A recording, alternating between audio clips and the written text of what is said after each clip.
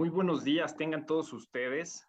Agradezco la presencia de los panelistas que hoy nos acompañan, todos ellos expertos en el tema de la educación y formación técnica y education profesional. and technical El día and de hoy estaremos professional escuchando sus training. experiencias. Today Cómo a we will través de listen to ellas their se busca la experience and sostenibilidad en how este sector they educativo. search for sustainability in Analizaremos this la importancia de educational las sector. We competencias will verdes, analyze the cómo se importance contribuye of al green propósito de competencies desarrollo sostenible. and how they allow us to Antes que meet nada, the quiero goals recordarles que la Semana of sustainable development. es un esfuerzo del gobierno del estado. First of all, I want you to know that this is an event organized by the state government through the Ministry of Environmental Sciences and through different activities of lectures and activities. We want to underline that education and culture are the most important tool that we have to protect our planet. Without further ado, I want to give the floor to Luis Eduardo Gómez Garcia, who is the Attorney General for Environmental Protection of the State of Mexico. He will give the opening message for this panel on behalf of our Secretary. Thank you very much. Good day to all of you. I kindly and respectfully greet our panelists for today, Kenneth Barrientos for the team of ODSs and Technical Green Professional Education of UNESCO and UNEVOC, and also our CEO of Colleges and Institutes of Canada, Denise Amiot, Luis Cateira, who is also the director of the Schools of Technical Education and Environment of Paraguay, and also our researcher from UNAM, and all the people who are with us.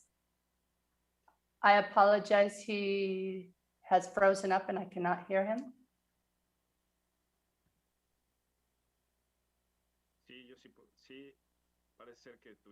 It seems as if there is a technical issue with Luis Eduardo. Okay, now we can hear you. Okay, I don't know what part you heard and you didn't hear, but I continue.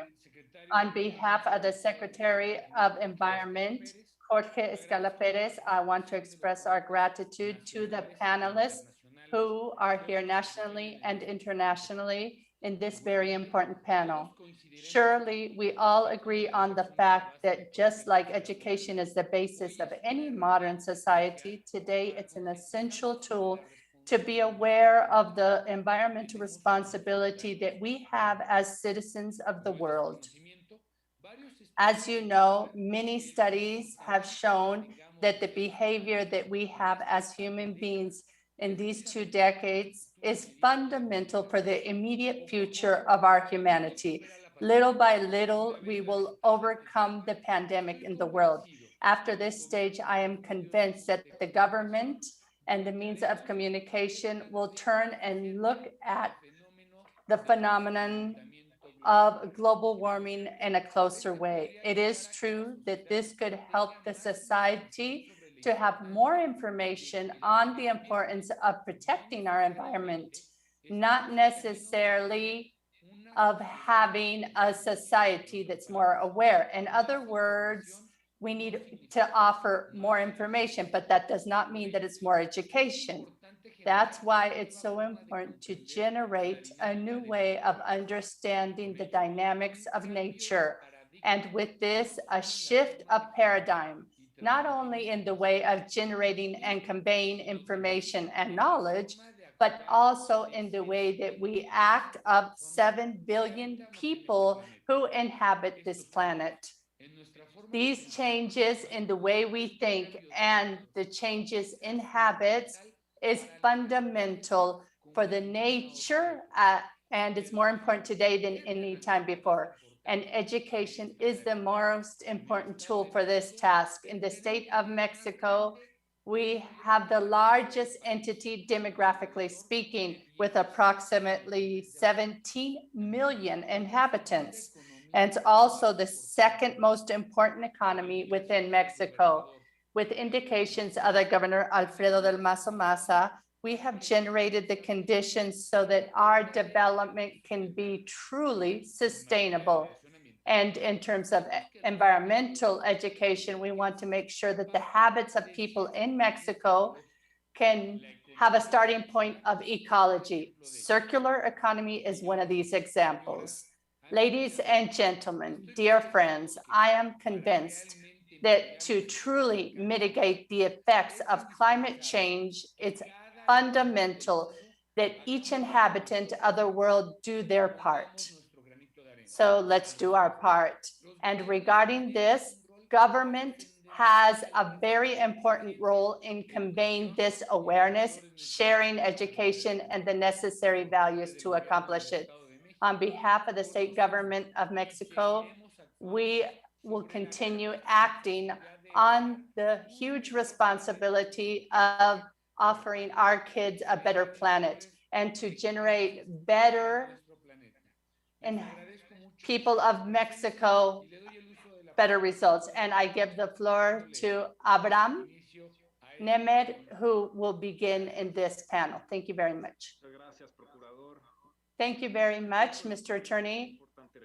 To respect time of speakers, it's important for you to know that you each have 20 minutes for your presentation. At the end, we will have a Q&A session. So to continue with today's program, we are going to listen to Kenneth Barrientos, who is an officer for ODS and Technical Green Education in UNESCO and UNEVO, and she will be talking about the green guides of UNESCO regarding greening. Kenneth Barrientos is a program officer in UNESCO, and she is in strategic planning and follow-up of education programs and technical programs. She has been coordinating the professional green education program since 2013. And she has contributed to the creation of management of UNESCO STEP Malawi Tibet, this project of skills for innovation centers. And she has also participated in analytical studies for ecology, education, and technical and professional preparation and climate change. Since 2020, she has been responsible for coordinating the ODS work in UNEVO, and she is also part of the team, and she coordinates the response team of COVID-19. Ken has worked for 20 years in the fields of environment, education, and professional training through her commitments in organizations of public entities, government agencies, as well as with the Department of Environment of Philippines, the School of Colombo in Manila, the UNESCO in Bangkok, and currently in UNESCO UNEVOC. So Ken, the floor is yours. Good morning, ladies and gentlemen. Buenos días, damas y caballeros. Today, I will share about our perspective and framework of greening Tibet and how this can guide the mainstreaming of sustainability concept, principles, and strategies for green skills in Tibet system and practices. At the outset, let me thank the organizers of this webinar for inviting UNESCO UNEVOC. Thank you, Abraham, and thank you to everyone who are part of the organization of this webinar. May we show the slide, please?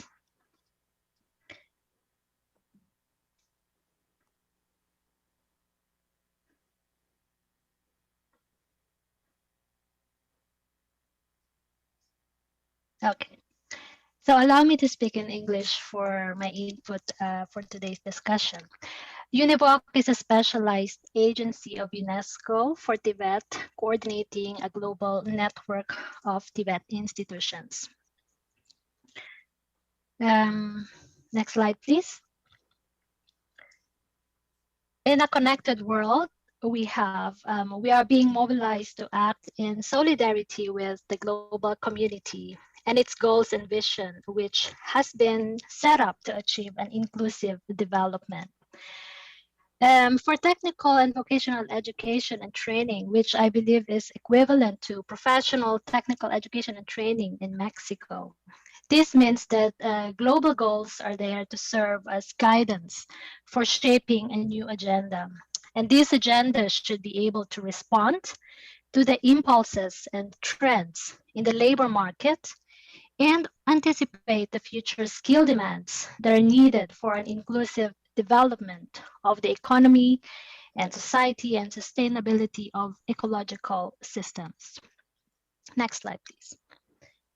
The Agenda for Sustainable Development 2030 is perhaps one of the important global drivers shaping Tibet agenda today. And this lays the foundation for education and training to achieve its targets, promote quality, access, and lifelong learning, at the same time help reach other sustainable development goals. In fact, 3 of the 7 targets under the SDG 4 are related to Tibet, which is a reflection of the importance of Tibet in its role. Target 4.7 guides UNESCO's work in promoting education for sustainable development. Next, please.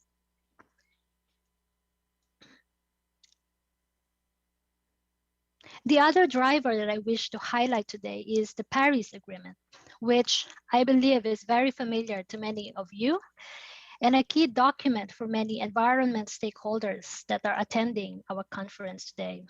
I can say the same for education and perhaps employment stakeholders, echoing what the ITU Confederation once said many years back: there are no jobs on a dead planet. And this is probably the most convincing narrative that unites us all in our call for change. Countries that entered into Paris Agreement seek to collectively work together to strengthen the global response to the threats of climate change. This we are doing by keeping the global temperature rise well below 2 degrees Celsius above pre-industrial levels. Apart from science, practical knowledge and skills are very critical to reach this ambitious target. Next. With that in mind, UNESCO has adopted a strategy for Tibet that reinforces the aims of the Sustainable Development Goals. And one of the priorities we have is to ensure that education and training systems in the member states are equipped to facilitate in the transition to green economies and sustainable societies. Next. Frameworks such as the SDGs and the Paris Agreement have an impact on the world of work, and they guide us through the transition to green economies and sustainable societies. But what are the economic drivers for greening, you may ask? Next, please. Before we delve into this, it is important to know what a green economy is and what is in it. What can we find in this type of economy? Green economy, as defined in the slide, is an economic system, and its focus is to be more efficient in its use of the natural resources. We expect that players in the green economy engage in practices that aim to minimize pollution and reduce the environmental impact of resource-intensive activities. Next, please. Within a green economy are jobs that contribute to preserving and restoring environmental quality, while also meeting the demands of jobs, at the same time not compromising equity and safety of the workforce that work in this type of economy. Now, this is easier said than done, you might say, and I couldn't agree more. What is important to note, though, is that green jobs go beyond environmental or labor market gains. Notably, the quality of work, productive engagement of people, and safety in jobs as foundations for a sustainable society are also underpinned in green jobs. Next. To meet the demands of green jobs, we need green skills. And in its simplest form, green skills refer to the knowledge, the abilities, the values, and the attitudes that are needed to achieve and sustain a sustainable and resource-efficient society. Next, please.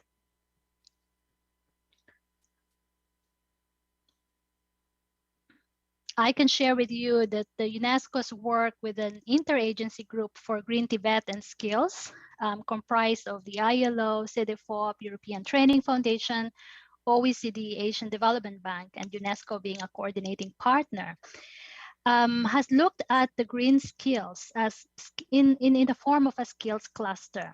And these skills are the type of skills that help in successfully performing tasks for green jobs, which we call these core skills.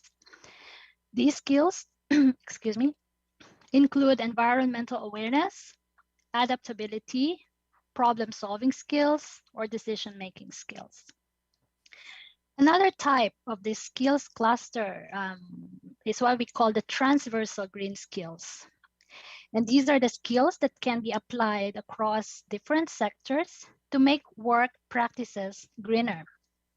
They include, as an example, waste reduction, efficient use of energy, skills for minimizing pollution, skills for adopting sustainable design for durable and long-lasting use of materials, or what our opening speaker has mentioned, towards a circular approach. Now, the possession of green skills means that people are acquiring not only market-relevant skills, but also a suite of competencies for responsible citizenship and environmental stewardship. Next, please.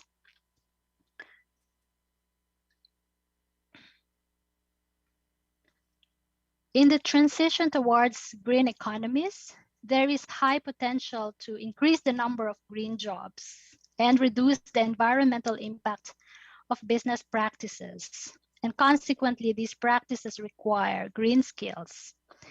The increase in green jobs can mean an increase in new job opportunities and productive engagements of society, as has been projected in the earlier slide, whereby we saw that almost 10.3 million jobs are expected in a green economy. So in the past 10 years, what we are seeing is that there have been some changes in the different work sectors. So imagine these images that you see on the screen. They represent diverse field areas of unsustainable practices. They represent diverse field areas where unsustainable practices have been going on for many years now. And these sectors, which are known for their high carbon emissions, like agriculture, mining, quarrying, manufacturing and material and metals industries, electricity and gas production, transportation and related services, they're also at the forefront of jobs restructuring at this stage. These changes are stemming from a shift from what we traditionally call as brown jobs to greener jobs. And these sectors are adopting processes with reduced carbon emissions, like in the construction sector, the expansion of the use of more sustainable and efficient technologies, like in transportation or power generation sectors, or adopting regenerative practices, like in the agriculture, farming, or land use. Next slide, please.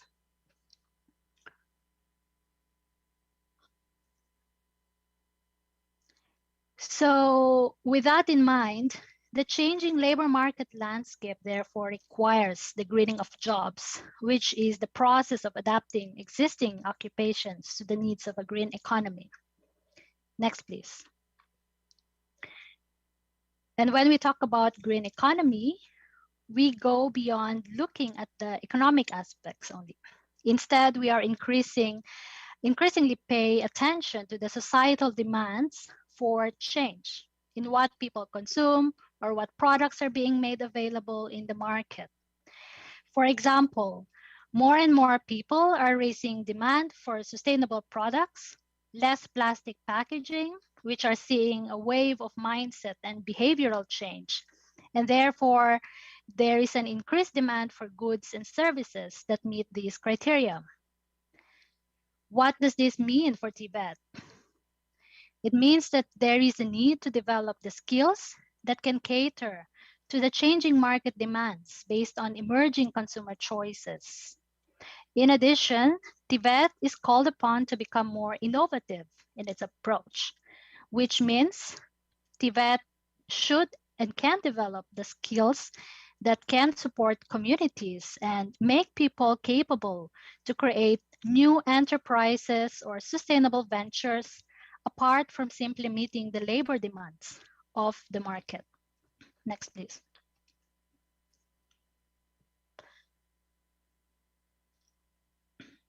We have just explored what drives greening of Tibet, or what we call the whys. And now we ask ourselves, how? How can we get there, and how can we implement the greening of Tibet?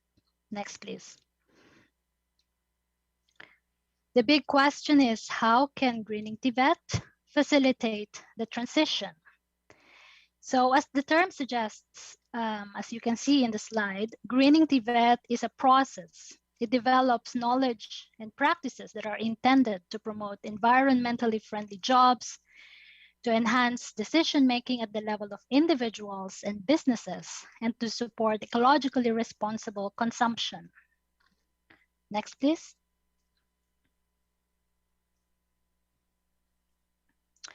The demand for green skills increases as economic and social drivers continue to influence the actions of societies.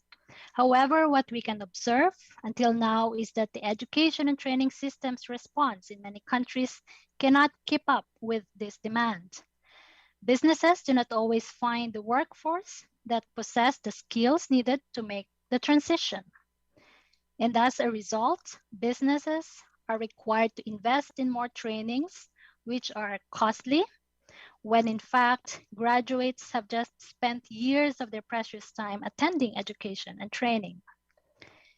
And often this creates frustration and an imbalance, which is critical, as this can lead to skills mismatches or a lack of trust in the Tibet system, with great implications on the transition we want to see now. Next, please. The notion of the education and training gap is reinforced by 4 key observations, which I jotted here.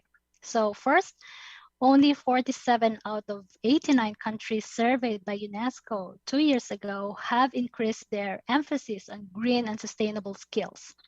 And this after half a decade long of advocating for greening Tibet, and over decades of more than 1 or 2 decades of calling for action on ESD. Second, there is a limited collaboration with key actors, which means Tibet is often acting alone or without the opportunity to seize the potential of partnership and collaboration where they matter. Of course, we can see in countries where there's more advanced Tibet systems, this is already improving, but there are still a lot of countries that are lagging behind. Then we see that actions being implemented are often fragmented or sporadic. And to some extent, Tibet learning and training environments are not always equipped for transforming their current training concept and contents, nor do they have the holistic view of the stakeholders they can work together to achieve common goals. Next, please. So to help improve the education system's ability to respond to the demands, system and institution level change are needed. And this is at the heart of greening Tibet that we are talking about today. What do we mean by this? At the system level, new job opportunities will require system level changes and the adoption of partnership schemes and financing initiatives with labor market partners and other actors. And also the development of new competence and qualifications that are relevant for market demands are very important and critical.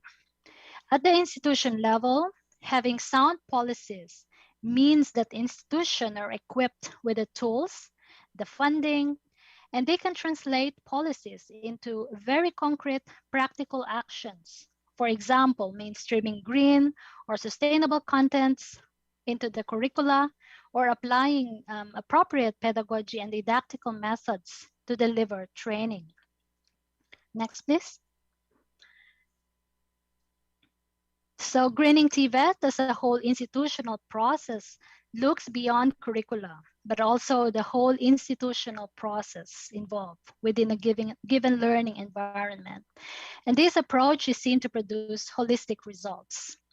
There are 5 approaches to establish sustainability principles and implement practical actions. They are listed in the slide as greening the campus, greening curricula and training, greening research, greening the workplace and community, which in effect will result in the development of a culture of sustainability. So altogether, these actions are necessary for a holistic transformation of Tibet institutions. Now, I will not delve much into what green practices would look like in an institutional setting because three of our panelists after me, also UNIVOC centers, will showcase their own models of implementing greening Tibet practices in line with the framework that we have developed at UNESCO UNIVOC. Next, please. So knowing the whys and the hows of greening Tibet is important to anticipate the potential outcome of this process. Greening Tibet can lead to these 5 scenarios that I have jotted here on the slide. First, effectively transfer the knowledge, skills, and attitudes for green jobs. Second, deliver targeted upskilling and reskilling to meet urgent skill demands. Third, update obsolete qualifications for greener job profiles. Fourth, meet shortages and mismatches. And last but not the least, ensure employment and employability of young people and adults in a changing labor market. Next, please. The last chapter of my presentation, I'm gonna wind up very soon, moving on to the actions that UNESCO and UNESCO UNIVOC have been doing to expand greening Tibet opportunities. We have launched the ESD Roadmap for Action this year, and this is UNESCO-wide, engaging the member states. A conference marked this occasion last month. We have seen many member states committing their actions for ESD, Education for Sustainable Development. And this roadmap cuts across the different levels of education, including Tibet, and provides strategic guidance for action to systematically integrate ESD. So I hope you will all have the opportunity to have a copy of this and also try to connect with what we are doing at different sectors and how education and training can facilitate the transition and the development and delivery of environmental education to a bigger number of population in Mexico and elsewhere. Next slide, please. Complementing this UNIVOC, complementing the roadmap is our own UNIVOC's action, where we support the mainstreaming of ESD through our current program on Tibet for climate action. And greening Tibet is a very important pillar of our work on Tibet for climate action. Our 6 strategic actions focus on advocacy to strengthen Tibet contributions to the SDGs, capacity building, which are targeted for managers, professional development and institutional development. And this is also complemented with institutional mentoring and technical assistance, which we will roll out next year. Then we are also engaged in promoting knowledge exchange and peer learning. And last but not the least, I think we, as a strategic action, we are hoping that we could have the opportunity to engage with stakeholders in Mexico and also in the whole Latin America region, so that we can together work in expanding the outreach of our Greening Tibet program. To conclude, we looked at the whys in the form of enabling frameworks and imperatives for Greening Tibet. We also try to understand the whats and the hows to move forward to support system level and institutional level shift. And UNIVOC supports the action of Tibet institutions, and we will continue to do so. We hope to be able to partner with those who are ready to commit to help us achieve SDG 4 targets, and also use education and training to help achieve other SDGs. So this is, I will stop here now. Thank you so much for your attention, and I give back the floor to Abraham. Thank you. Muchísimas gracias, Ken, por tu participación. Sin duda alguna, reconocemos el valor del trabajo que hacen desde la UNESCO para reconocer las habilidades verdes y toda la guía que justamente sirve de base para todos los centros UNEVOC a nivel internacional. Y bueno, agradecemos mucho tu valiosa participación, Ken. Your participation, and please I want to remind everyone today that your questions need to be sent to the link that is Ambiente Semana, so that you can send, so that we can send them to our panelists. Daremos el uso de la palabra a la señora Denise Amiot, quien es la CEO. Now we're gonna do this. We're gonna pass the floor to Denise. She was appointed president of the school, the voice of the schools, of the Polytechnical Institutes in Canada, and she is a leader, international leader in more than 25 countries. She was the CEO of a federal confederation of the Crown. She's worked as attaché vice minister, and she's been working in social, scientific, and economic policy development in Ottawa and in other federal departments, among which human resources, the development of human resources in Canada, national defense, natural resources in Canada, Indigenous and Northern Affairs, Canadian Public Commission, and the Protection Service Agency. She also worked as the manager of the territories in the Northeast and taught in Ontario. She is the president of the World Federation of Schools and Polytechnical Institutions, and she is the current president of the Science, Society, and Politics Institute. She was appointed as member of the council for 6 years. Denise is also a member of the technical meeting for the Forum of International Help and the International Center of Science and Politics in Canada. She's been appointed by the Government of Canada to help in the needs of Canada. She's a great collaborator, national and internationally speaking. The floor, Denise, is all yours. Thank you very much. Thank you, Abraham. Thank you very much for organizing this forum and for inviting me. And it's great to be able to follow Ken from UNESCO Univoc, because what I will talk about will be complementary to her presentation. So I will share my screen. I will try, okay? It's written host disabled participant screening sharing. So is it because I cannot do it myself?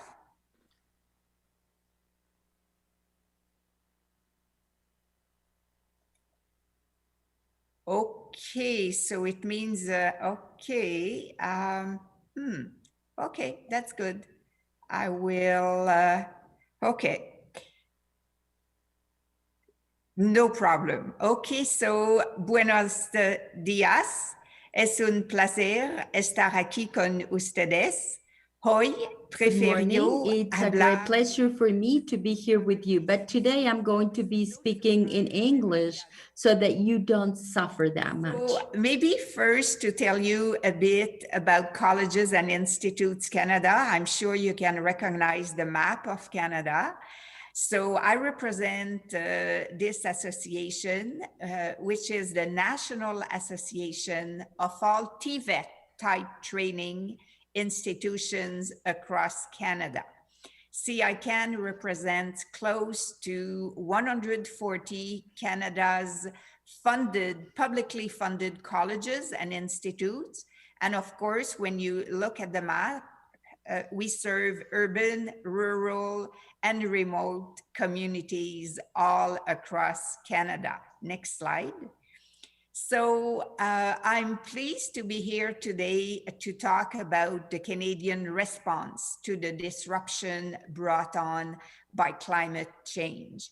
And I'm thrilled to be able to say that this has become a top priority of our national government in recent years.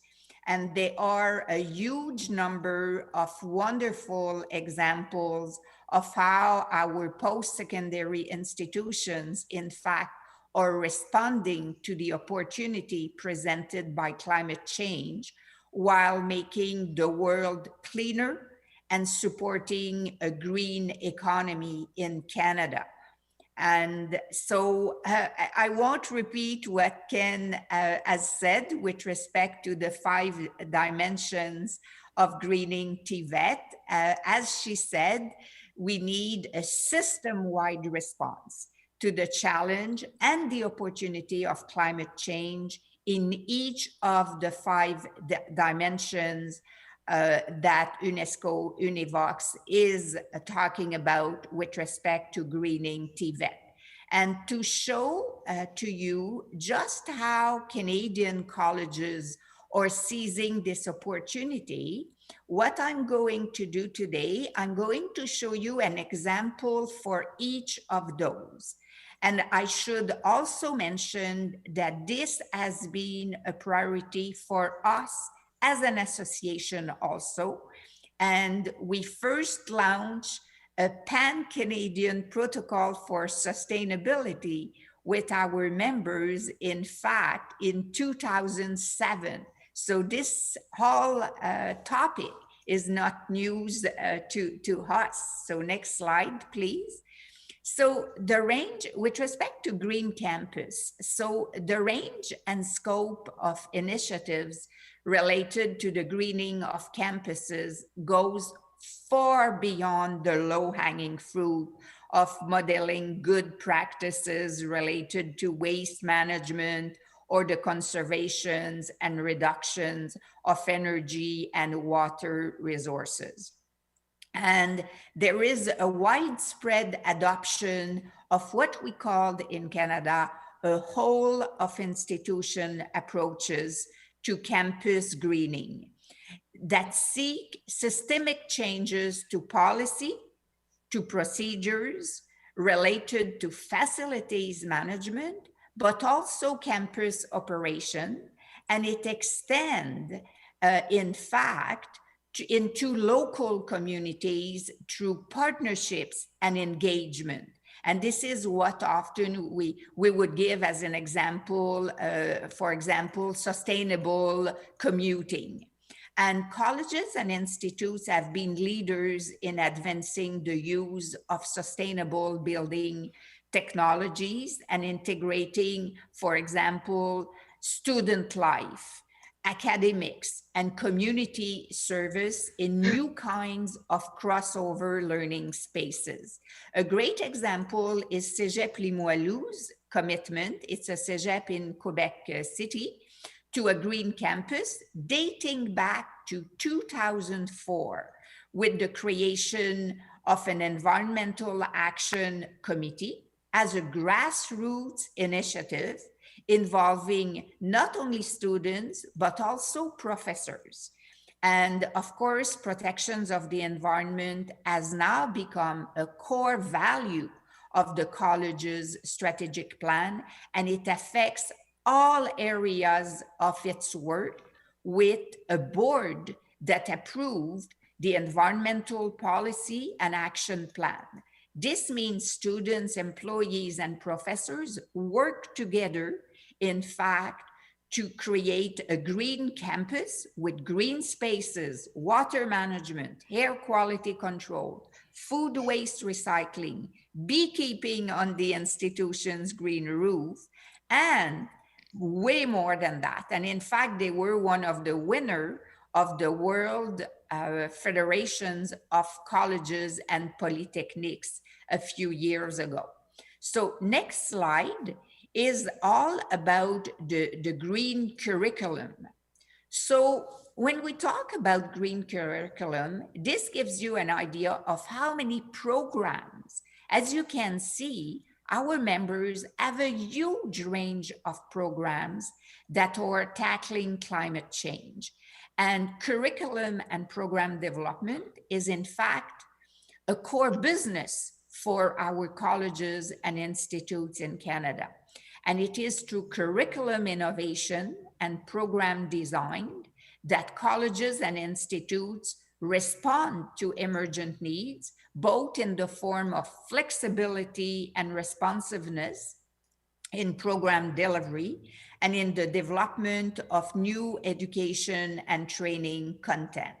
So Canadian institutions, in fact, have become adept at the integration of sustainability across the curriculum, and in developing also specific programs in emergent and cross-sectoral occupational areas related to sustainability. So everything from construction to healthcare, they have nurtured a competency-based culture of quality assurance, qualifications framework, and even credentialing that are important in promoting both student academic and workplace mobility in an evolving labor market.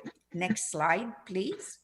So there are countless of wonderful examples, but each time I talked about the greening of curriculum, I give the example of Nova Scotia Community College that is in the east part of Canada, that even as teachers taking training in how to develop a green curriculum.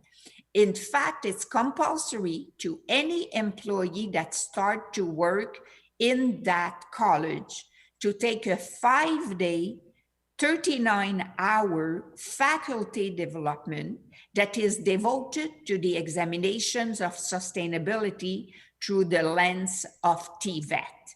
And it is required for faculty, but also for professional support employees. And so, for example, NSCC also has many programs specific, of course, to green skills, but it also integrates green skills in all their programs, no matter what they are teaching. So next slide is all about the green community. And when we talked about green community, colleges in Canada have always had a strong mandate to engage with the community. And this long-standing function has allowed them to develop, in fact, good models for experiential learning, such as co-op, internships, field work, field placement, as well as community-based research. And these are models which will be of increasing relevance as we further engage in community development through a sustainability lens. And this means, for example, public-private partnership. And in Canada, these activities are being developed with an institutional culture that reflects the social principles of the SDGs, including working with Indigenous communities, which is very important for us in Canada, and respecting local knowledge. So as an example, Durham College, which is in a college close to Toronto, has this concept of field to work, where community, local agriculture, and learning come together. They have LEAD facility that houses students from culinary and event management to food science and agriculture. And so you can see the full cycling of farming to a full service green certified restaurant and retail store, all under a zero waste mandate. So the center, for example, is built on reclaimed land, improving the ecosystems of the community, preserving local farmlands, producing local food for the community. And they are building now a 2-acre arboretum that will further provide for the local community, where it will transform green spaces and provide availability of green food. They were also a winner of one of our international award with the Federations of Colleges and Polytechnics. Next slide is all about green research, which is also one of the 5 areas identified by UNESCO UNIVA. So in the area of applied research, Canadian colleges and institutes have been very successful, particularly partnering with SMEs or small to medium-sized enterprise, as well as community organizations. So because we know that applied research is a vehicle for collaborating on problem solving at the community level to address issues that are important at the local and regional level, and that can bring products or services to market with a very quick turnaround. And in the context of the SDGs and climate change, adaptations and mitigations, it is well worth evaluating such an approach because it becomes extremely important. In fact, in Canada, we have over 100 research centers or labs that are housed by our members that have about, on a yearly basis, 110 applied research projects, and very often more than that. So the next slide gives you an example of SAIT, which is located in Calgary, Alberta, where they have a green building technology access center, where green building technologies researchers work with industry partners and students to help small and medium enterprise to develop new technologies and processes, and at the same time, enhancing the commercializations of green technologies in Canada. They have research projects in net zero energy and energy positive design, building integrated renewable energy, architectural ecology, energy management and monitoring, industry transformation, etc., and also working on energy efficient housing for Arctic living. So next slide, please. So through examples like the one that I've talked about earlier with Cégep Limoilou, I want to flag now green culture because Ken talked about how the 4 dimensions in fact help to develop the green culture aspect. So this time I want to talk about Fleming College, which is in Ontario, about maybe 3 hours from Ottawa. And it is something, it's very special. And this institute, in fact, is an internationally recognized institute that works with industry partners on emerging concepts to develop real world applications and aims to turn innovative ideas into market advantage for a cleaner world. And in fact, Fleming College has at its core value, leading in sustainability. This means that sustainability is not only across the curriculum, but across the student experience, and so that the graduates from their college understand and address sustainability issues when they go in the workplace. It means also designing and implementing community-based applied learning opportunities to help contribute to sustainable communities. And of course, their center becomes the link between applied research, applied learning opportunities, as well as upskilling, reskilling, all supported by green values and practices. Next slide, please. So to summarize all this, I think I'd like to talk about the fact that for us, it has been a very in-depth study, if you want, and with respect to our work at the international level also of over 48 years now. And CICAN is following, of course, the UN Climate Change Conference in Paris in 2015. But what we did in order to commemorate that, we had a report to position Canada's colleges and institutes and CEGEPs within the rapidly changing sustainable development, the ESD that Ken talked about, the landscape of educations for sustainable development, where we examined the capacity of Canadian colleges and institutes. And although this report was done in 2015, already we are looking at updating this report in the fall. So if anybody wants to have access to this report, my colleague Bridget will also put the reference in the chat box. The next slide, please. So the next one talk to you about our work at the international level. So I'll just share one example of a very cool program that we are currently running, where we're tackling, in fact, environmental sustainability. We do that through our Pacific Alliance Educations for Employment program, where we're working with Mexico and the other 3 countries of the Pacific Alliance, Chile, Colombia, and Peru. And our key strategic partners in Mexico at the macro executive level are, of course, the Ministries of Foreign Affairs and Economy, and at the operational level with the Ministry of Education.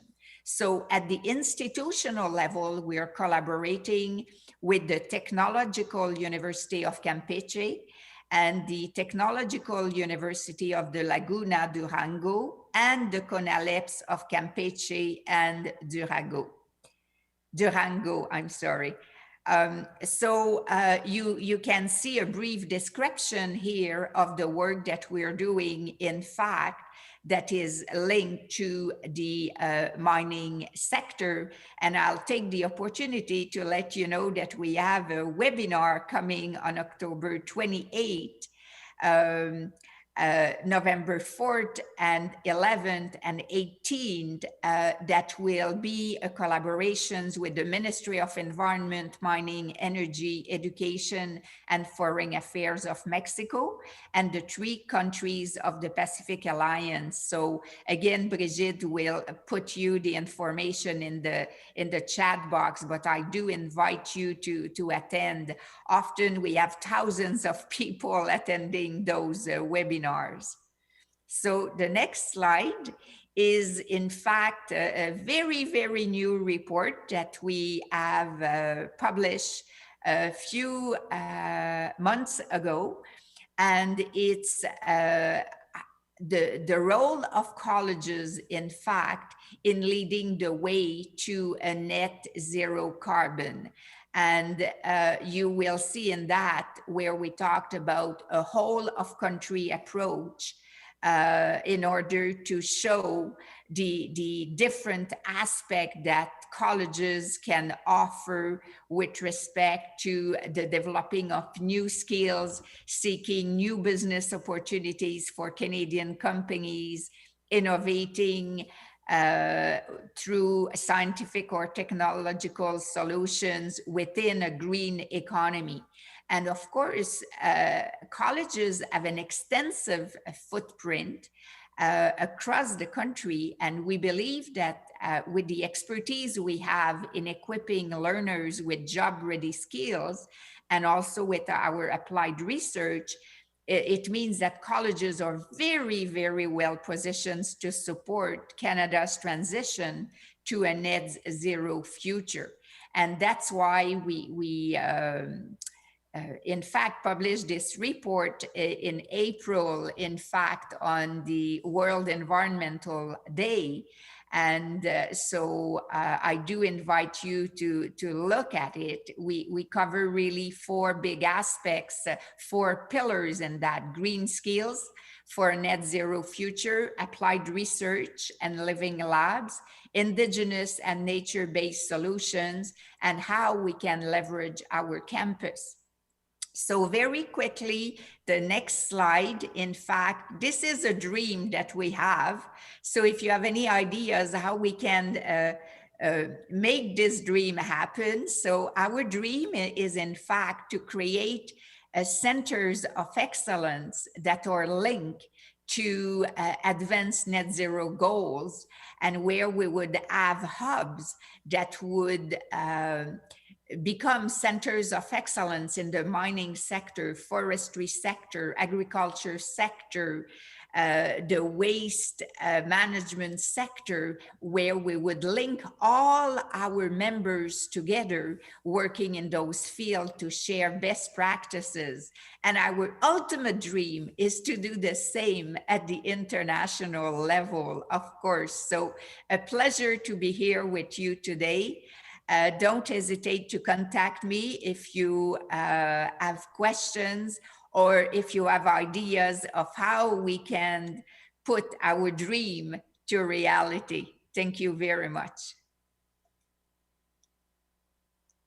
Muchas gracias. Merci. Muchas gracias, Denise, por tu participación. Sin duda alguna. Thank you, Denise, for your participation. I am sure that Canada has great advances in greening skills and all the framework that's been presented. It is just incredible, the policies that you have developed. Denise, thank you very much. Truly, thank you. Continuing with our agenda, now we're going to be talking with Luis Cateora. Let me introduce him. This is actually the success presentation of these self-sustainable schools. He is the director of this program. Luis Fernando Cater was born in Asunción in 1965. He has a BA in Business Administration by the Autonomous University of Asunción. He is a professor in middle level, and he has organized different teaching and seminars for companies. He also worked in the team that developed the SETM organizational program. He's carried out consulting services for the development of recommended practices for the administration of credit for small producers, and he has developed trainings for the development of rural areas. In the business area, he's been worked in hotel companies, and he also worked in the municipal government of Paraguay. He worked also in the Asunción office in the main program for microfinances. Among his achievements, the pilot program of entrepreneur women that allows training and access to credit to women. Luis Cateura, the floor is all yours. Muchas gracias, Abraham, por la presentación. Thank you very much for your introduction. I want to say thank you to the Secretariat of Environment of Mexico that's allowing me to be in this webinar with you, and it's amazing to share my presentation with the other panelists. Today, we have seen the global framework that Ken presented. We have seen an initiative at a regional level that has been presented to us by Denise, and I want to share the local experience of Paraguay. We call them the Initiative of Self-Sustainable Schools. This is a model that's impacting us globally. This initiative began with one university in Paraguay, and we are replicating it throughout Paraguay and other places, in about 50 places.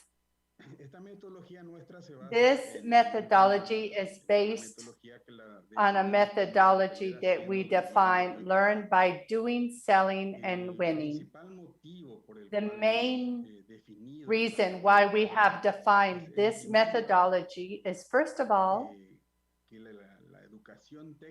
that technical education has the mission of generating jobs and will have more ample contents and allow for the youth to obtain skills and not just knowledge, but that this knowledge allow them to continue with their training throughout life, and that this knowledge will allow them to guide their future to have an income. In our search of sustainability, we have looked for the economic, social, and environmental impact.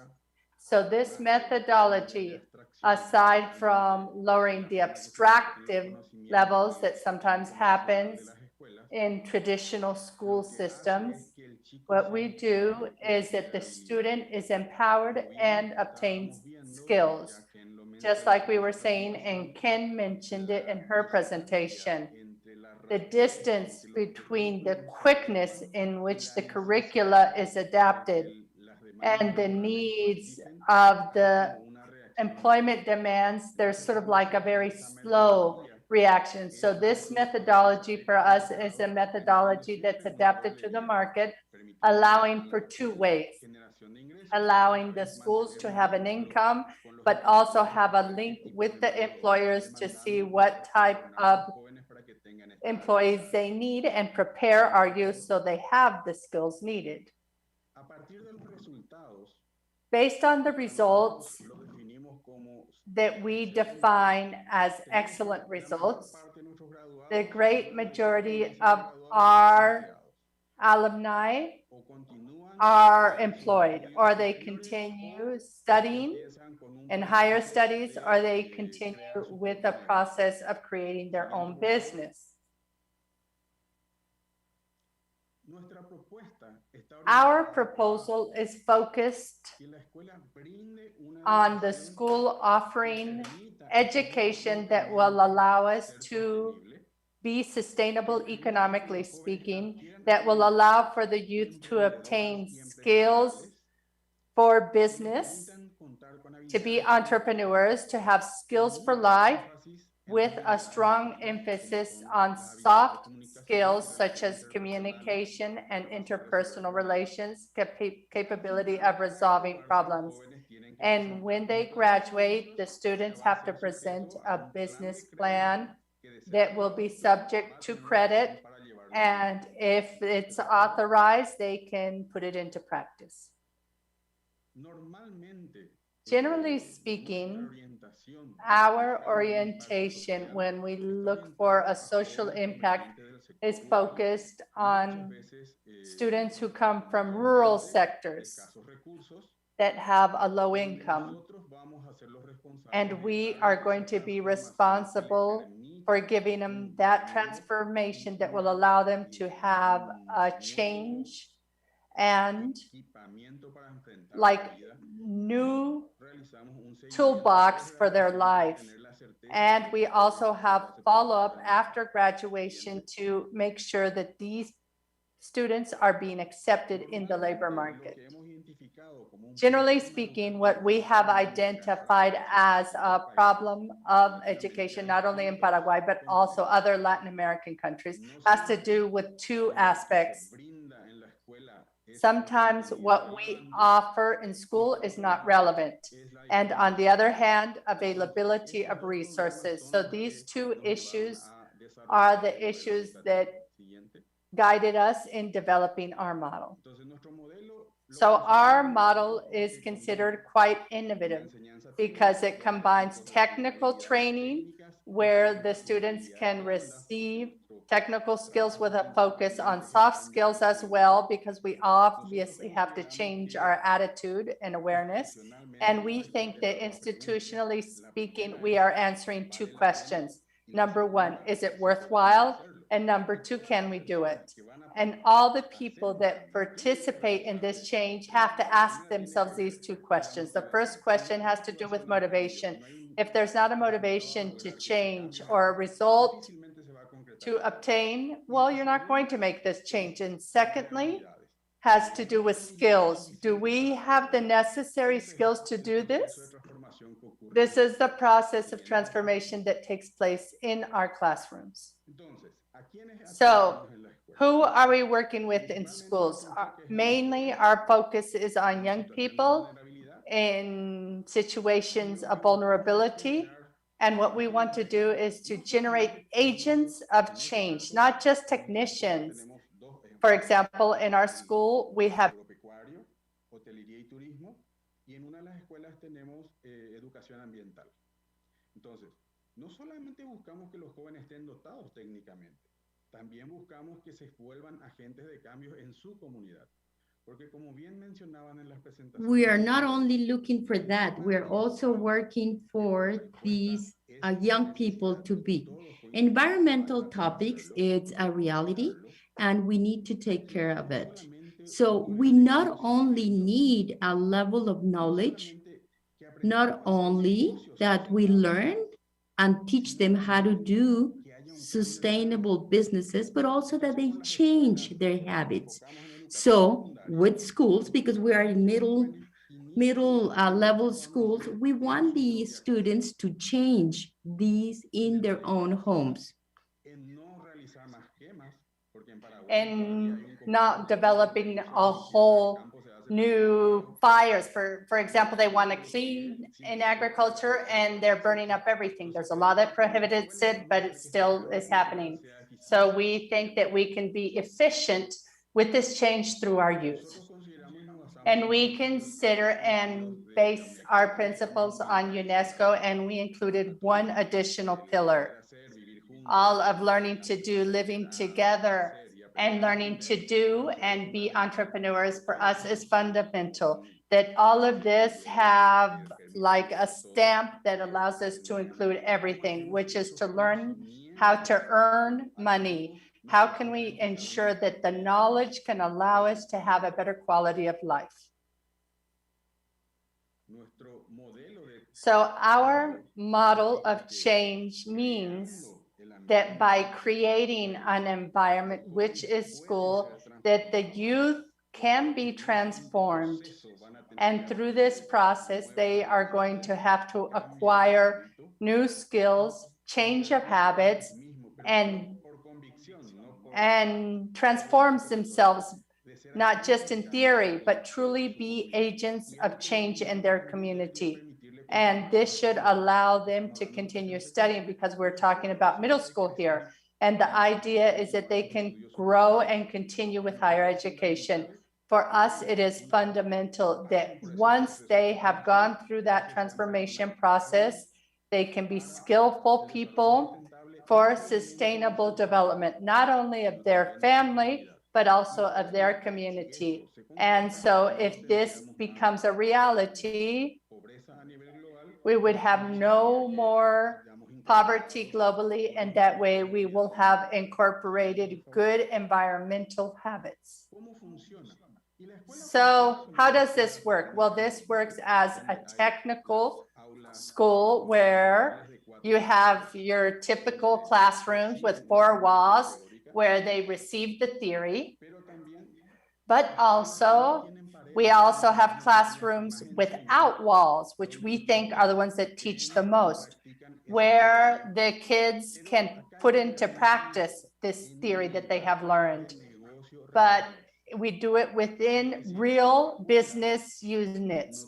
This means that the school does not just have theoretical units. We have productive business units, which have the goal of teaching our kids and to use the theory, apply the theory, learn the best practices of businesses, but it's also a real business units that will make an income for the sustainability of the school. So when we make it real, the difference that we will see compared to other schools or going out to find a job is that there's a big difference. For example, in school, when you make a mistake, it's part of your learning.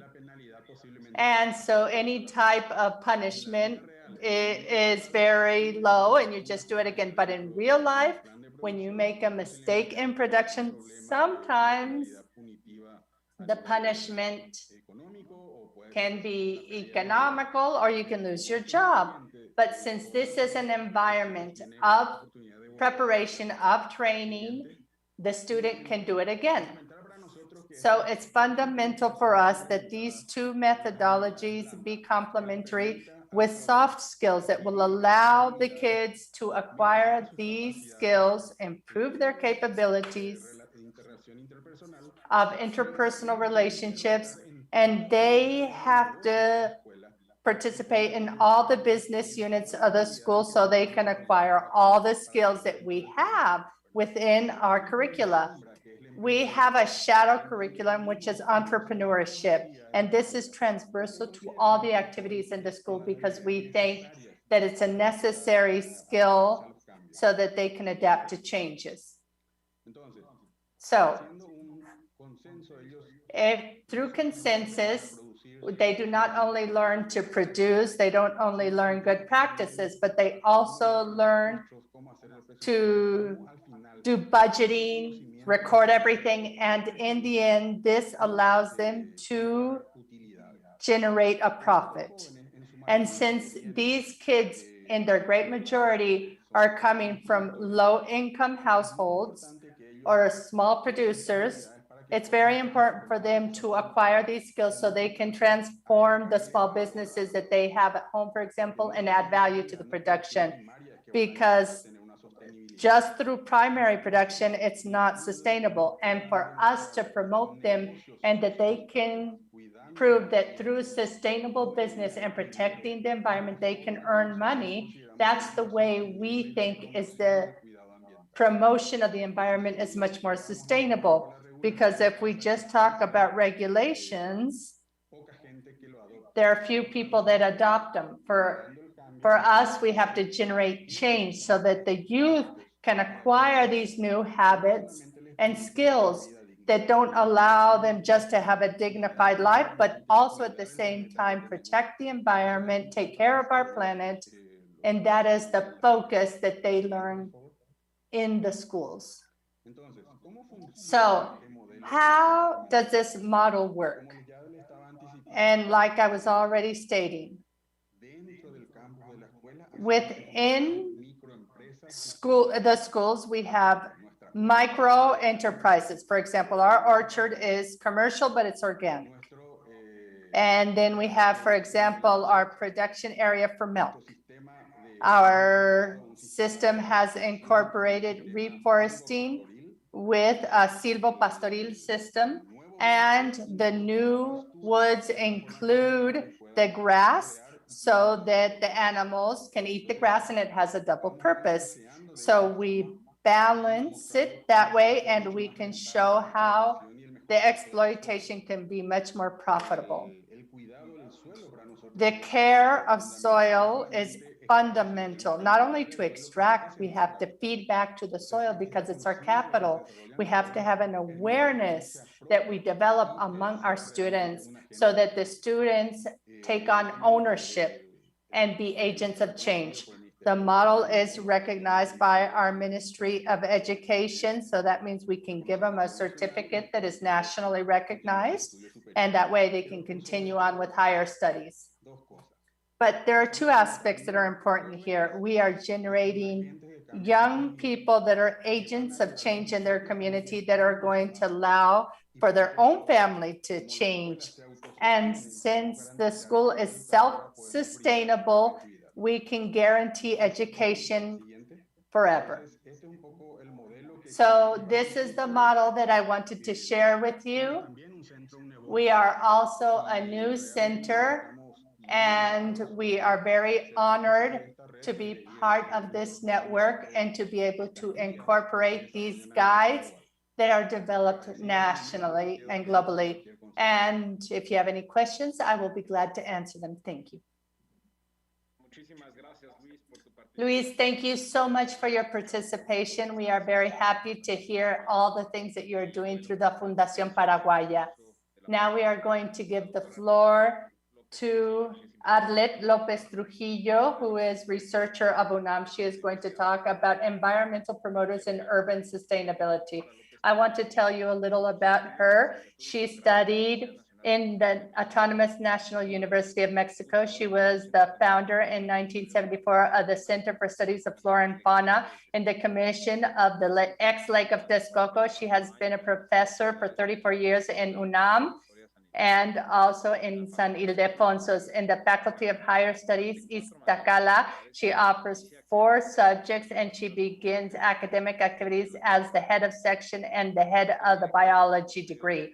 She was the head of PESI for 2 periods up to 85. And in her management, she had a program of federalization of university spaces and to have moral spaces and cultural spaces, green areas and gardens, spaces for the scientific development and the promotion of science, such as the aquarium, the botanical garden, a museum, and a apoteca, and different seminars. She also participated in the creation of the nursing degree that can also be a bachelor's degree. Her performance in UNAM has been very relevant as a professor in all the generations. We're talking about 18 and postgraduate and others in bachelor's degrees. She has been the director of 21 theses and others in PhDs, and she has worked on 85 master's and PhD programs. She has defined and developed various programs. She promotes agreements of collaboration for programs of research and teaching of sciences, social sciences, and laboratory of scientific research for training of the future biologists. She links education, and she created the technological system of Mexico at the middle, higher, and higher education through distance education. And with the participation of academics of PESI, she helped in the creation of the University of Ecatepec with acupuncture and chiropractic. And she was also the Secretary of Environment in the state of Mexico, and she promoted the law of biodiversity that is in force right now. And she also protected the civic processes with environmental studies with the environmental program of UNAM. She is also a member of the board of the Colegio Mexiquense AC. She also a keynote speaker in more than 100 scientific events nationally and internationally. She is the author of 400 articles in different journals and newspapers. She is the author on chapters of books in science and genre.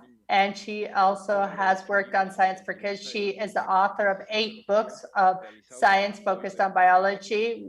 She has worked with Papime and Papid and the program at Tebet, Iztacala, Literature and Science. She is the founder and member of the Mexican Association of Faculties and Schools of Biology, the Ibero Association of Biology, the College of Biologists, and she is also on the technical committee for research. She has obtained recognitions for the preservation of environment. She also got the Pergamino a la Mujer Mexiquense. She has been recognized by the Human Rights Commission, and she also got a merit of UNAM. She also got an award of the state government of Mexico, the Sor Juana Inés recognition given by UNAM because she contributed in an outstanding way to the goals of the university. And currently she is responsible for teaching in the master's degree for middle and higher levels of UNAM, of FESI, and she is also the chairwoman of Iztacala of the Foundation UNAM and Mexican Association of History of Science and Technology. So Arlet, the floor is yours. Thank you very much, Abraham, and thank you to Jorge Rescala for this International Week of Environment. It's very timely, and like Mr. Gomez said, it gives us a context that's so important. And this allows me to gladly begin my presentation because the attorney talked about this new way of understanding, of acting, of thinking, and changing habits. And if we see the presentation that I have prepared and that we are about to share, the idea that we have is to see cultural environment or a culture of environment. So I want to share a little history with you. We know that since mankind appeared, we have transformed nature. And first of all, we had to reach survival. Then we began to modify the natural resources. I make this comment because it has to do with what I'm going to share with you, the program I'm going to share with you. So we have humankind and then nature. First it's survival, then we modify the natural resources, and then we continue using these resources throughout history. And we have had confrontations, debates, and differentiate renewable and non-renewable. we propose terms, etc. And we establish this link that's called mankind, nature, society. So this relationship is also modified based on to the processes of civilization. And you know that this is true. We have seen a very important change. Many researchers have stated, and the data confirms it, from the time we had the Industrial Revolution, some authors say that even hundreds of years before, but the use of energy, the use of resources for different purposes. For example, first you cut trees for wood, then productive processes with furnaces, then as fuel for trains, and now we just exploit our woods for 20 reasons.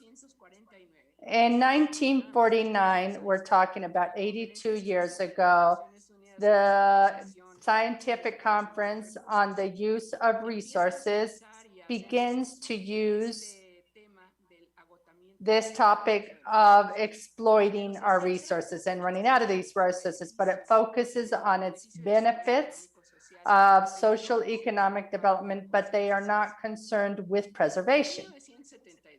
In 1972, just a few years ago, in the conference that all of us who are in this area know about it. In 1975, we had the Conference of the UN for Environment, created the program of the UN for Environment, and there we have the International Program for Environmental Education. So the idea is to have a true understanding of the environmental magnitude. So we had to have different activities in the population. We had to have a very intense program of promotion and a promotion program of environmental education with interdisciplinary programs. So if we continue with the history, we have the International Program of Environmental Education, PENUMA. In 77, we had the Conference of World Education, and they talk about all the environmental aspects in education. In the summit of Rio de Janeiro, they talk about sustainable development. They talk about refocusing education towards sustainable development, on awareness towards the promotion of training. And as we can see in the next slide, we see that throughout a period of 30 years, environment little by little incorporates various elements: health, human rights, gender equality, development, democracy, community development, but it's always important to talk about our relationship of society and environment. How important is this relationship? Because we understand natural resources that the different cultures do. They use it, they handle it, they manage it, and they overexploit it. So let's go to the background of its philosophical. For Nietzsche, it says, for Mead, it says, the actions of these individuals have to do with their consciousness, and they are interactive, and they are reflective, and they are guided by the meaning that they give to things. So this means that the individual reacts to what they perceive and how they give it meaning. So this perception is linked to the service that natural resources offer. And first of all, has to do with survival. So then we go into pedagogy. How can we teach? How can we find alternatives so that the people can perceive this natural resource in a different way? We have all given lectures on recycling, on garbage collection, not using so much plastic, recycling, etc. After the meeting, you see the meeting room and it's a complete disaster. You see plastic everywhere, it's dirty. Did people listen? Yes. Did they agree? Yes, but they did not change their attitude in the way they see natural resources. Brunet says that maturity in the environment just becomes like a mediatic approach of those that study it. So this means that we have learning by discovery, and that's something we do. It promotes students to be motivated so that they can discover on their own this relationship between the new and known concepts, create proposals, and begin to change this, that sometimes culturally, historically, we have the natural resources, and to change it towards a vision that's completely different of respect of an ecosystem. And this way we can incorporate, like just Bruner stated, culture, environment, biophysical environment, and to be aware of the fact that we have the capacity of altering our relationship with this system. Why? If we see in the next slide, we see a spider that we think is repulsive. Well, first of all, what we do is we step on it. Or if we see an animal that causes us restlessness or that can put our integrity at risk, well, we eliminate it, and we do not understand that it's part of a life cycle or a natural environment that's important and that it has to exist. So the perception and interpretation of reality are two fundamental elements to understand the structure of the world surrounding us. And the good or bad news is that each and every one of us interprets according to our own knowledge, our own culture, and our personal history. Obviously, we can use many of these resources for survival, to earn a living, to have a coexistence that's healthier, that is aligned with our aspirations, but this is by sacrificing the natural resources. And I decided to see the topics of these environmental events. And it's very interesting that in 1974, there are many, but I chose 1974. The topic was just one skin. And for 1985, one tree for peace. It was earth, it was the element. And by the 89 in Belgium, they talked about global threats. In 89, we're not talking about a long time ago, it was just a few years ago. And for the 90s, it was children and environment. In 1997, it was life in earth. In 2000, it's time to act. So now we are going to start doing it. And then we wanted to plan for the planet, and for 2017, connect people. Connect. And now what do we say in the next one? The Worldwide Environmental Day, reestablish mechanisms. So when we talk about from Earth, we can go to the global systems of ecosystems. And restoring can take many shapes. Plant trees, make cities greener, change the diet. So yes, let's do peace. Let's make peace with our earth for nature.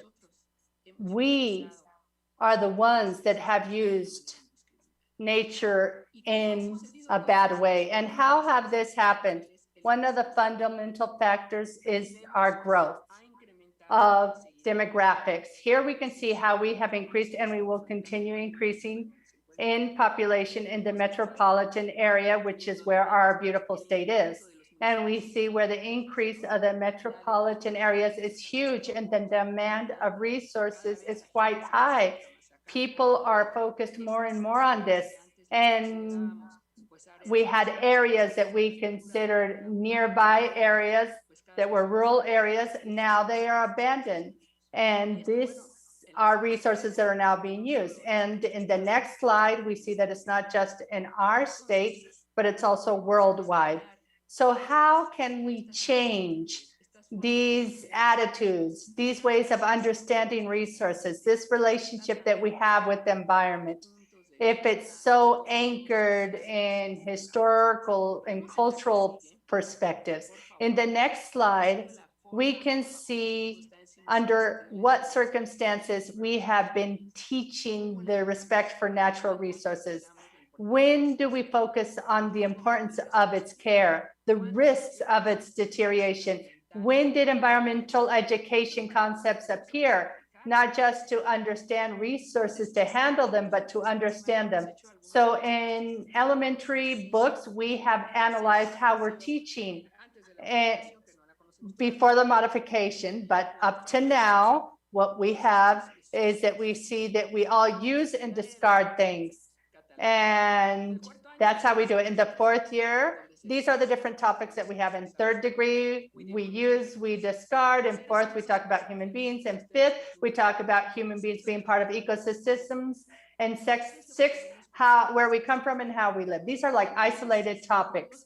So we can conclude that beyond knowledge, just like the person who spoke before me stated, beyond knowledge, we have to consider habits, a culture of environment, and go towards an environmental culture, which means that we are going to understand the impact of our decisions and that we decide to act ethically and that we consider the common well-being. And as we can see in the next slide, here is where we need the environmental educators. Those who remember González Gaudiano said that those that transcend far beyond the academic field and make their own the way they look, think, and act with respect to education and environmental culture. And then what do we need? We need the capacity to build our own explanations of reality.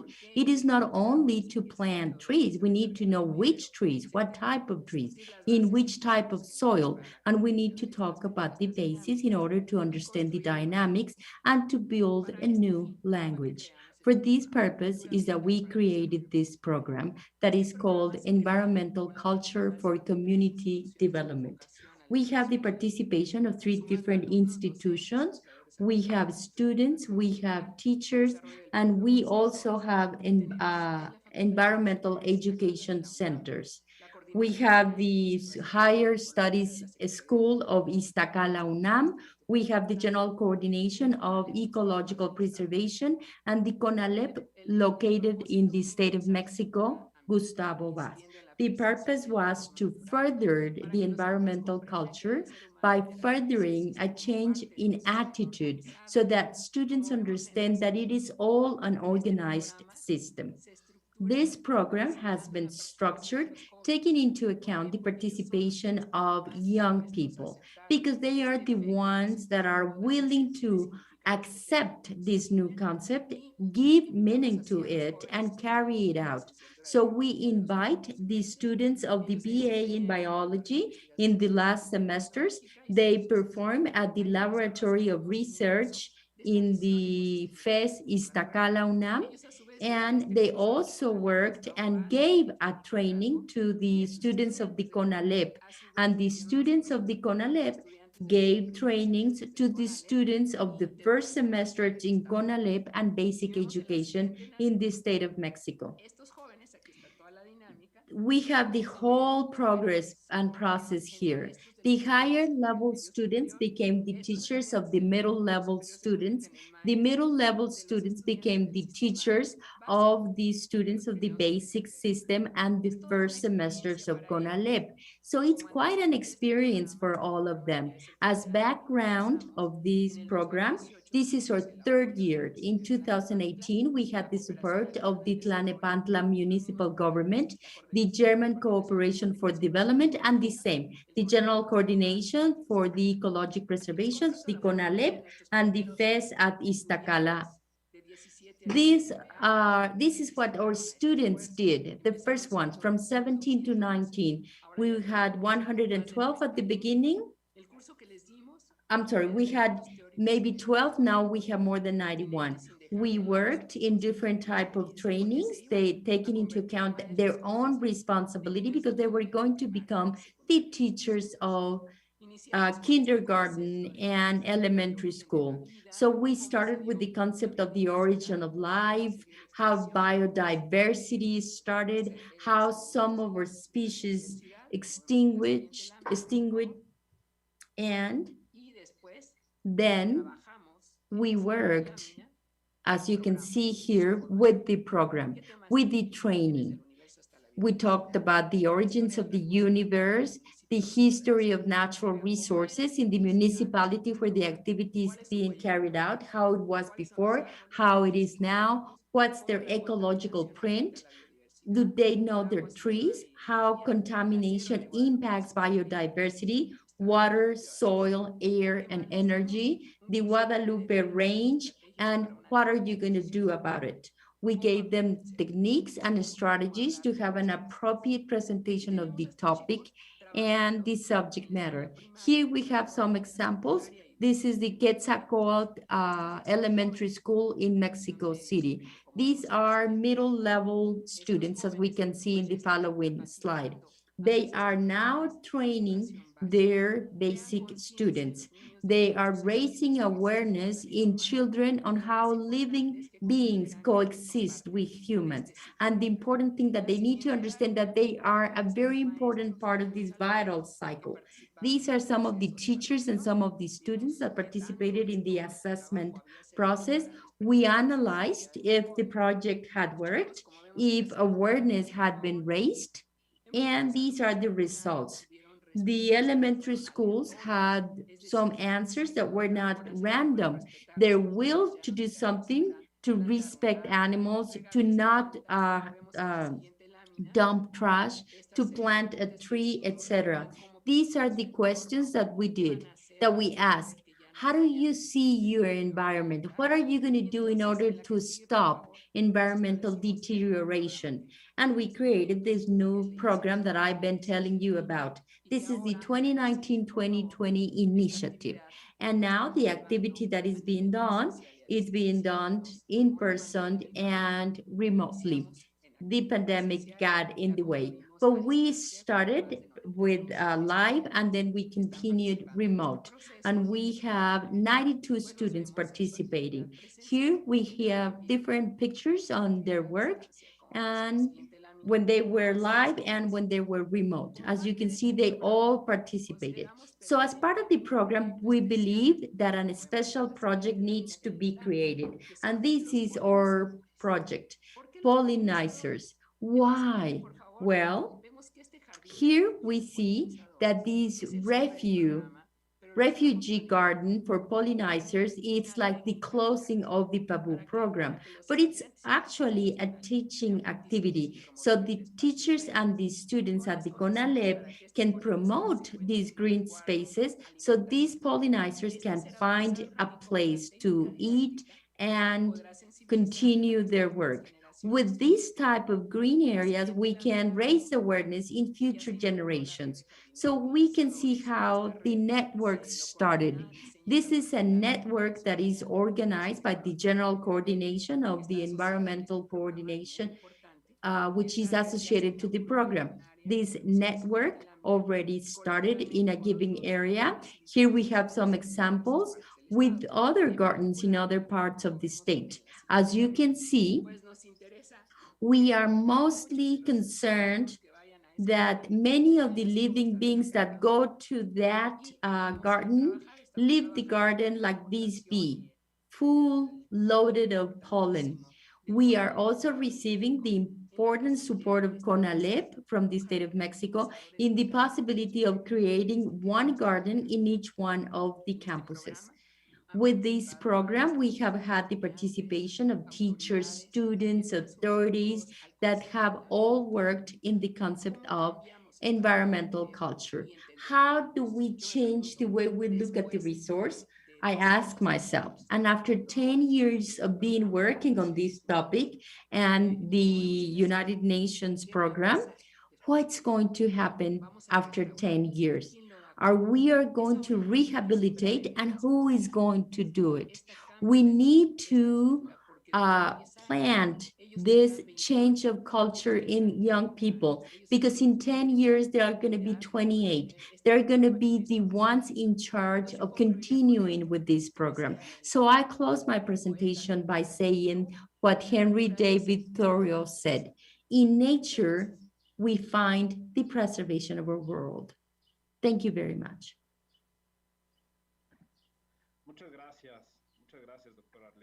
Thank you, Dr. Arlette, for your wonderful presentation. And next, we're going to open our Q&A.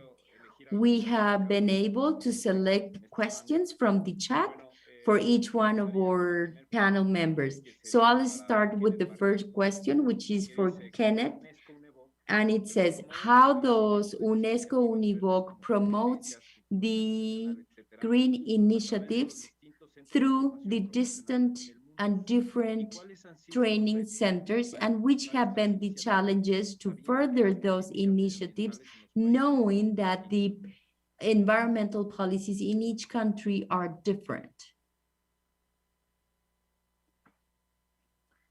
Yes, thank you very much for that question. I think this is a very important one. So you were talking about the distance, the use of distance mode as well. Is this correct? Yes.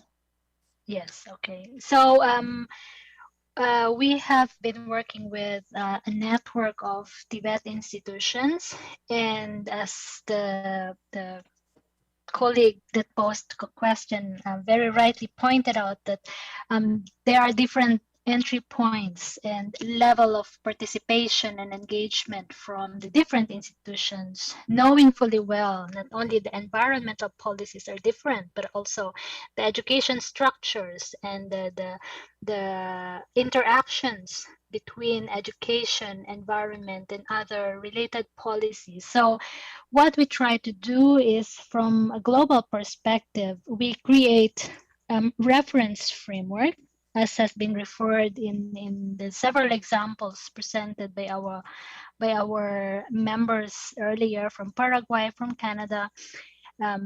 Even with CONALEP, we have worked in many occasions, and there are very distinct level of entry points for these different institutions to take part, participate, and implement the greening of Tibet. So we create reference framework that are easy for adaptation. And this, of course, is very important because there is always a requirement to contextualize according to the level of a country or community context by which the reference frameworks could be organized, could be translated, and could be localized. So by creating this kind of framework, we are trying to reach out to the different types of institutions that we work with, whether at the policy level, at the institution level, and try to create an open invitation for them to facilitate the implementation where they could find what we call the sphere of influence, where they could be most effective to implement. When it comes to the digital challenges, this COVID-19 has really opened a big challenge for us, because not only the topic of sustainability has become a second priority for many of the Tibet institutions that we work with, we're also challenged with being unable to meet face to face. And this is definitely something that we are trying to develop, because Tibet, for the most part, is very practice oriented, and anything and experience that we want to share should be also premised into a very practical oriented approach. So there is always this possibility that there are institutions that can fall into the cracks, because just presenting concepts and theories, they don't work in different contexts. So we have to still continue to create practical solutions to reach to these institutions. I hope I was able to answer the question. Muchas gracias, Ken. Muchas gracias. La siguiente pregunta es para... Thank you, Ken. And our next question is for Denise Amist. Now, Brigitte is going to be helping us because Denise had to leave. However, I will ask my question, and the question is, how do the education and environmental ministers in Canada have participated in the education policies? Thank you very much, Abraham. And as you have said, Denise had to leave because she had another event in which she was also going to present.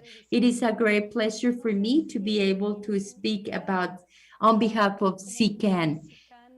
The way SICAN works in Canada is that we have a very close collaboration with the different education ministries in Canada. And in Canada, we don't have a federal minister, so we have actually province education ministries. So all these green policies have to be done at province level, including all technical aspects. SICAN, representing the technological institutes and the colleges institutes, collaborates and works as the voice of the colleges at province level, trying to promote the activities of green actions and innovating activities created out by our colleges, institutes. At a federal level, we work with the Ministry of the Environment, and the Canadian government, in that case, also collaborates with different of the SICAN organizations and with companies in the private sector. We have like a three-sided dialogue, federal, province, and local level, and also with NGOs and civil associations like CBCAN, and we try to work together to find practical solutions in innovation at local level. That's how we presented.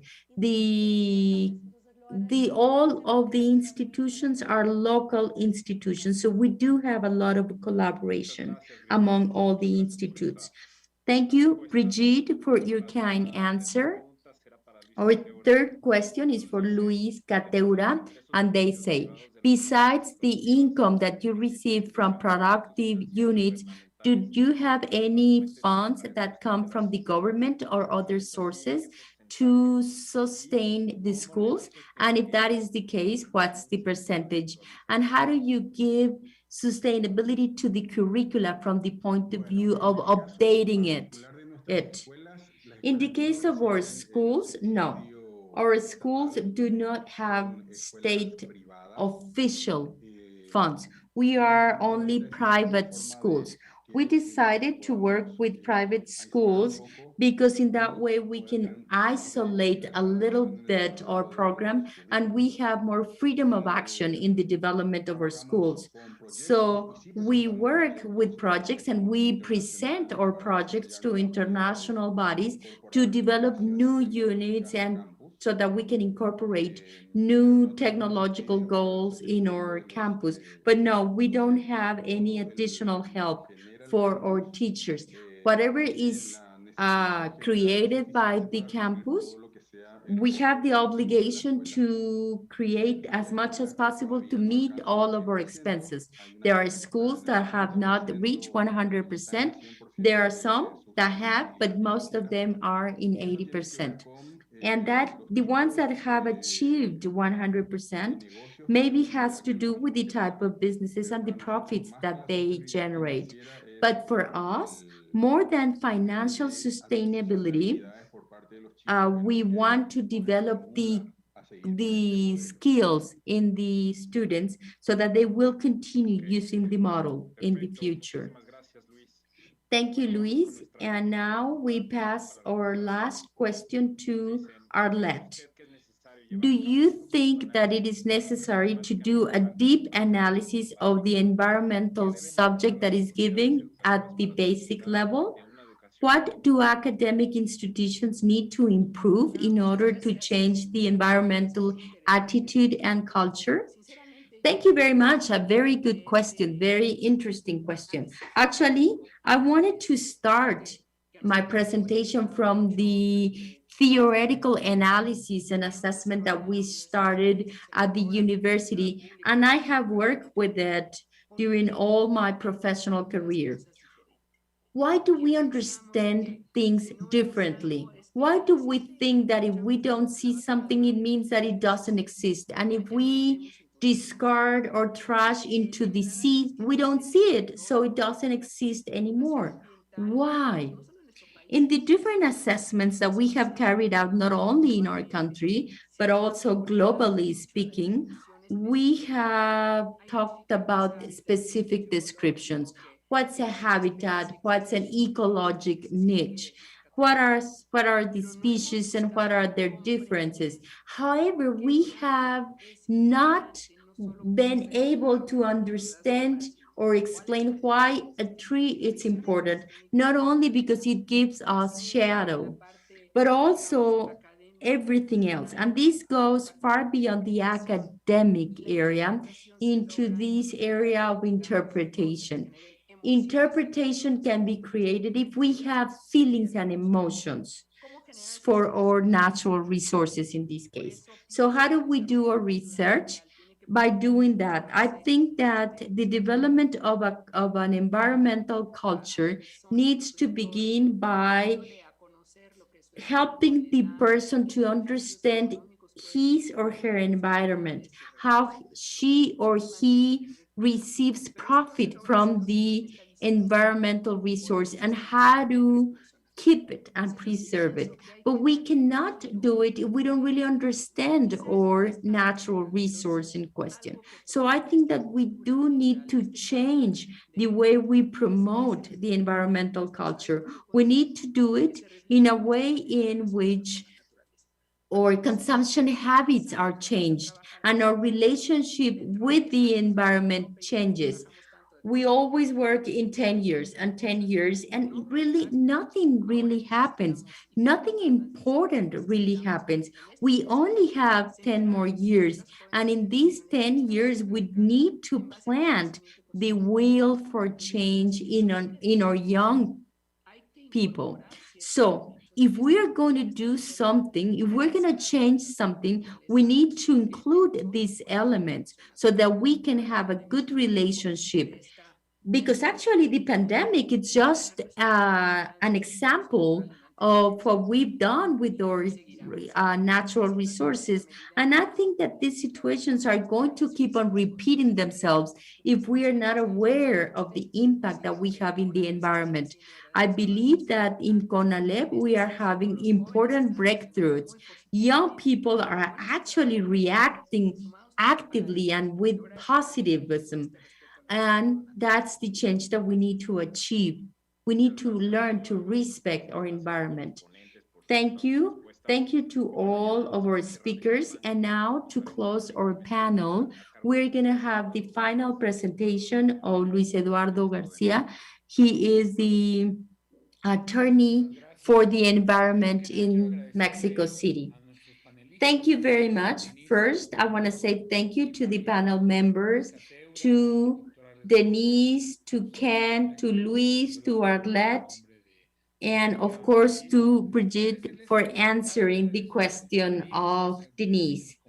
Thank you for sharing your experiences. Thank you for sharing what you are doing in order to raise participation.